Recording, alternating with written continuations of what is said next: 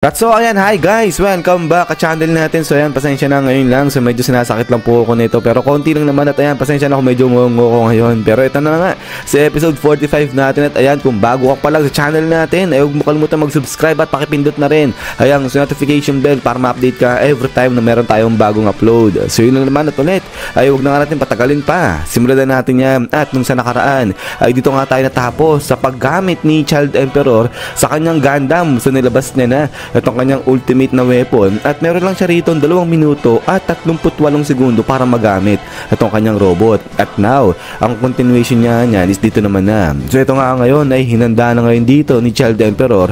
Ito kanya kung tawagin ay Divider Shield. At ito ngayon biglang binuksan niya na itong kanyang engine at sabay lipad na nga rito itong si Child Emperor. So ito ay nahabol niya na dyan itong si Phoenix Man at pagkatapos nga niya ay ayun nilock on na ni Child Emperor at si Phoenix Man. Pagkatapos nga niya ay nagpakawala na rito ng pagkarami-raming missiles at si Child Emperor sa mga homing missiles. Itong pinakawala niya dyan sa mga nangahabol. At then ito nga ngayon biglang habol-habol niyan itong si Phoenix Man. But then ito biglang nagpalabas naman ng Phoenix Flare ito si Phoenix Man dyan. So nagpakawala siya, nagpakalat siya ng kanyang heat wave. So kaya naman rito nagsikalat rin, nag-scatter yung mga homing missiles ni Child Emperor kasi yung mga heat wave yung mga heat, yan yung mga dinedetect ng mga homing na mga objects. So kaya nga dito ay nag-aalit tuloy ito si Child Emperor at dali-dali nilabas niya itong kanyang shield na kung tawagin ay data scale shield. At pagkatapos nga niya ito biglang inatake niya ito si Phoenix Man, pero inilagan lang yan ng ganung kadali nito ni Phoenix Man. At ito ngayon habang tuloy sa paglibad dyan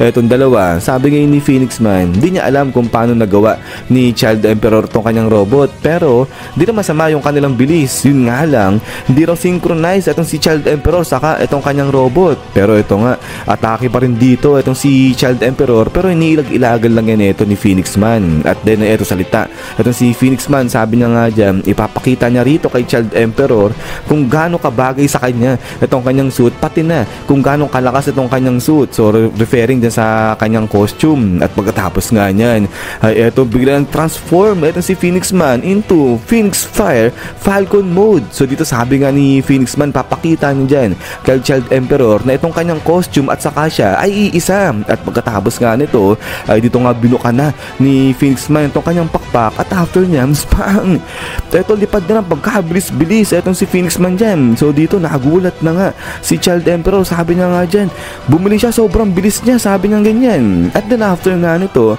is ito nga ngayon sugod na itong si Phoenix Man gamit itong kanyang heat up talon. At ito nga ngayon pang hala sige. So dito pinag-aatake niya na itong robot dyan ni Child Emperor at meron na lang dyang 1 minuto at 30 segundo ito si Child Emperor para gamitin tong kanyang Gundam. At so dito tuloy sa pag-atake si Phoenix Man, pero ito nga nagkaroon na lang kalmot itong robot nga dyan ni Child Emperor. So kaya nga rito tawa-tawa na si Phoenix Man, sabi niya nga dyan, anong problema?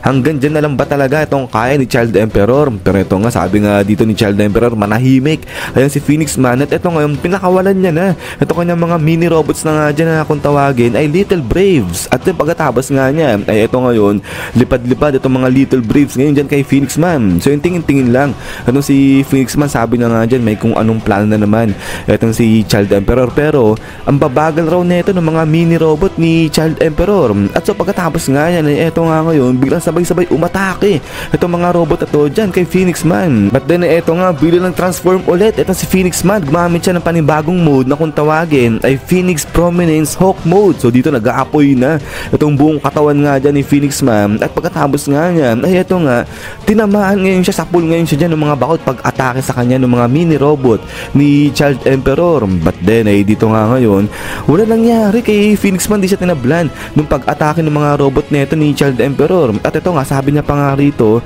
aba maganda mahusay ito kasi nga pinakain siya o nakakain siya ng enerhiya. So inabsorb niya yung mga pag-atake sa kanya ng mga mini robot. So kaya nga dito nagulat si Child Emperor, sabi niya nga dyan inabsorb niya yung mga pag-atake sa kanya. At so pagkatapos nga niyan ay ito sigaw na ito si Phoenix Man, sabi niya nga dyan okay siya naman, ibabalik niya yan dito kay Child Emperor. At dito nga ngayon banda sa may taas ngayon ni Phoenix Man, nagulat siya kasi nga may palaglag sa kanya dyan. At ito dali-dali atake dyan itong si Child Emperor. So grabe ang bilis din ng galawan dito ni Child Emperor. At ito nga inatake niya ito si Phoenix Man gamit ito kanyang super vibrating short sword. At so pagkatapos nga niya ay ito nga ngayon ngayon, struggle dyan.